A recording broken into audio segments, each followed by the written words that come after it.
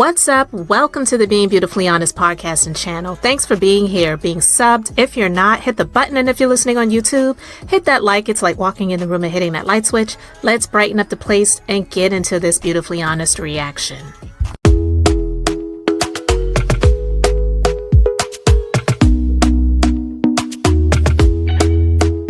Talk to me nice, talk to me honestly. Look in my eyes, don't let it fall on me. Say you're a good guy, make me believe it. Don't wanna hear it, I wanna see it. See how rewind when we rewind. Feels. What's up, guys? So, in light of this Tyler Perry lawsuit, there's more that I want to bring to your attention, more things that I want to talk about. I'm just going to be breaking them down into pieces, but I wanted to share this video, a part of this video with you guys, because I know, and I'm not here to change anybody's mind about Tyler Perry. If you want to be his fan, if you want to support his work, do it. Do it. I'm just here to talk about some of the things that I see. And so I'm going to share a little bit of this video with you guys, and then I'm going to continue with my commentary because I feel it's really important, especially in light of this lawsuit, which is just beginning. We don't know what the outcome is going to be, but overall, it definitely is a revelation of a lot. And honestly, well, we already know the Boondocks said it many years ago, but also Walter Lee Hampton, he's been talking about Tyler Perry for years, off and on, not a subject all of the time. And also, his work speaks for itself. So I want to go ahead and share this with you guys. Let's go ahead and get into it. And I'll continue to share my, because I really want to know what you guys think about this. So this is from Walter Lee Hampton's channel. Let's just go ahead and get into it. What? No. You got to drown all of that out, because if you let somebody talk you out of a place that God has put you in, you are going to find yourself in hell. I know for a fact that what I'm doing is exactly what I'm supposed to be doing, because for everyone who is a critic, I have thousands of used to be emails from people saying, this changed my life. Oh my God, you know me. Oh my God, you saw me. How did you know this about my life, my family? So that is what is important to me. We're talking a large portion of my fans who are disenfranchised, who cannot get in the Volvo and go to therapy on the weekend. I notice Ninja is not saying that his work is therapy for people that are disenfranchised and that are going through a lot, because there is nothing therapeutic about his work. But let's continue. So you've got this highbrow Negro who is all up in the air with his nose up looking at everything. And then you got people like where I come from and me who are grinders, who really know what it's like, whose mothers and were caregivers for white kids and were maids and housekeepers and all of these beauticians. That don't discount these people and say that their story don't matter. Who are you to be able to say which black story is important or should be told? Get out here with that bullshit. Yes. Nobody's saying that people who are disenfranchised, their stories don't matter and they're not important, because absolutely everybody has a story to tell and everybody is important. But I don't think you should be able to become a billionaire off of the backs of Black people and their struggle either. But okay. Today is Wednesday, July 24th. The year is 2024. It's still the summer of 2024, July 24th. It's hot. It rained all day here. Well, not all day, but most of the day it rained, but we did need the rain because it cooled off the house tremendously. But I had two wet doggies running around. I had to keep track of their asses. So they spent most of the day drying off in the basement. I'm going to go down there with them in a minute. But I saw something on Tyler Perry, this video y'all just saw with Tyler Perry in there. I don't like religious people, or people who use God to validate their bullshit. Growing up as a Jehovah's Witness, my mother beat the shit out of our asses. There were times when my mother tied me to a pole in the basement of our home and beat us with belts, extension cords, and all kinds of stuff. Tied us to beds, specifically tied to poles, tied to beds, beat with extension cords, beat belts, whatever she can get her hands on, broomsticks, it didn't matter. And she did this in the name because God was directing her actions. And unfortunately, there are a lot of people who had very terrible, wrong teaching and upbringing, and they did a lot of horrible things to other people because they thought what they were doing was either okay with God or they were supposed to be doing it because God said so. Spare the rod, spoil the child. So that means you're supposed to get a stick or whatever and beat the brakes off of your children. But anyway, let's continue. According to her. But I wasn't the only one. That we were not the only people who were treated in this manner in the name of God and Jesus. If my mother, in this day and age, my mother went to prison for child abuse for the things she did to us when we were children. The beatings that she gave us for the littlest infractions, for just ridiculous stuff. But like I said, this wasn't my mother. It was a lie. This is what took place back then in the 70s. I think in the 80s, I think the state started stepping in there. By the 90s and 2000, that was a wrap. My mother was arrested here in Georgia after she sent one of my nephews to jail, to school. She whipped him with a belt or something. I don't know. And they saw marks on him. When I came up and said, "We have marks all over us. You think they care?" Please. I don't particularly care for religious people because they use God to validate their fucking bullshit. Tyler Perry, sit down and shut the fuck up with this bullshit. The movies you make are horrific. Tyler Perry makes porn. He makes pornography. Trauma porn of black people. That last movie he made, I couldn't get past the church scene. Trauma porn. Thank you. And he made this video in 2024. So the movie that he's going to be referencing is Divorce in the Black. And I actually talked a little bit about that movie and I decided to watch it. Big mistake. It was horrible from the moment it began. I literally laid up in bed, turned on the movie. I watched the church scene. I saw them drag that body out of that casket. And I said, okay, I can't watch this mess. I literally turned off the TV and went to sleep. And I have not gone back towards that movie since. I can't tolerate his bullshit. I've never cared for his stuff.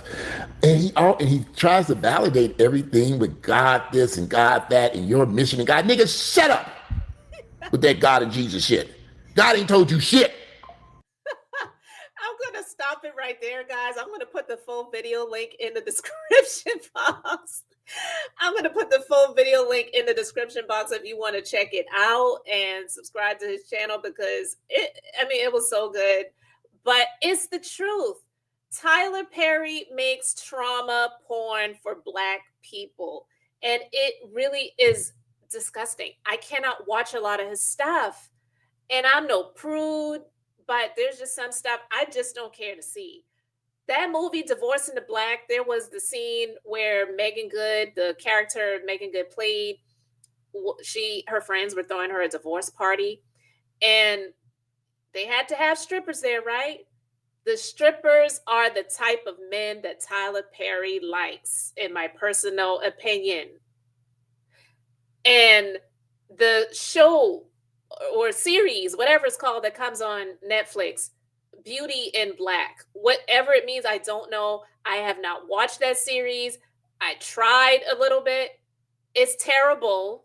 It's terrible. And two, it's based in a strip club that's supposed to be down there in Atlanta area or whatever. And it's like men and women in the strip club together stripping. I don't go to strip clubs, so I don't know what the vibe or scene is like, but the scenes that I've seen on TV or whatever, it's usually separated. So I feel like Tyler Perry, he did that to get this notion out of people's head that he's gay and he likes. So it's like, okay, well, I'll have men and female strippers in the same strip club working together.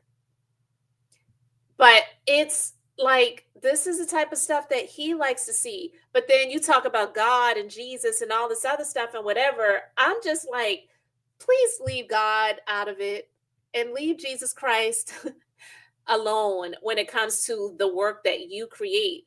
It's cool if you want to be thankful for the place that you are in life versus where you used to be. Okay, be thankful. But stop giving God credit for stuff that he didn't have nothing to do with. I don't believe God had anything to do with that stuff. And I agree with Walter Lee Hampton when he said what he said. Tyler Perry, his God talk does not match his work. And I'm not here to say that if you are a believer in God, that all of the work that you do is supposed to be Christian based or Christian oriented. I'm not saying that at all.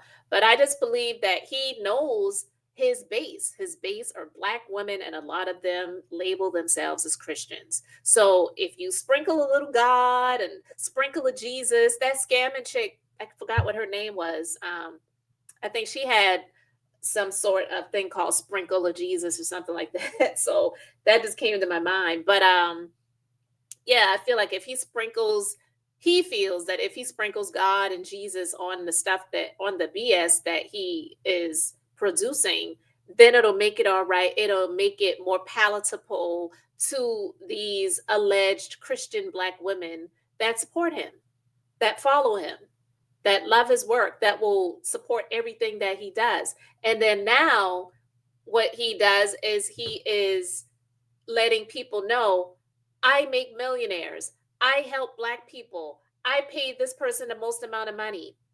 And then you had Taraji on the Breakfast Club, recently. She was talking about how he paid her the highest paycheck that she ever got. And she was pretty much letting people know they need to stop trying to put 20 on 10. But correct me if I'm wrong, but when she was doing the rounds promoting The Color Purple, which I believe did not do well, the remake did not do well in the theaters, she was the one talking about how she's tired and frustrated and she's not making the type of money that she should be making and whatever. So it was giving off the impression that Oprah and the people that she's affiliated with when it comes to the Color Purple remake, she did all of this work, but she still wasn't really paid her worth. That's what it sounded like to me. That's what it sounded like to a lot of people. And a lot of people were going to bat for her and defending her, saying Oprah need to pay that girl her money. So what, you know what I mean? So this is what Tyler Perry does. Doing the speeches at Angie Stone's funeral, talking about how much money they're holding back and they need to pay her family and whatever and blah, blah, blah. Him speaking at the BET Awards dinner and talking about how he's put people on and he's made his own table when they wouldn't give him a seat at theirs and all of this other stuff. It is that motivational BS that a lot of spin happens when it comes to people like him that have been able to become elevated in the spaces that they are. And they are kind of looking down on people. They may say that they're not, but they kind of are. But the way they do it is in a different way. So he does it in a way where it doesn't really turn a whole lot of people off immediately. It's supposed to be motivating them, it's inspiring them, making them feel good. But I'm sorry, the God talk does not match his work. I cannot watch a lot of his stuff. And I do believe that a lot of the work that he does produce, write, because he claimed he didn't even have any writers. He writes all of his own work. To me, that seems kind of selfish. Am I wrong? It just doesn't match. It doesn't equate. It doesn't relate. I want to know what you guys think, so you let me know your thoughts in the comments. Thanks for being here, liking, and subscribing. I'm Beth, just being beautifully honest. So until next time, I wanted to keep it brief, beautiful, and now I'm going to say bye.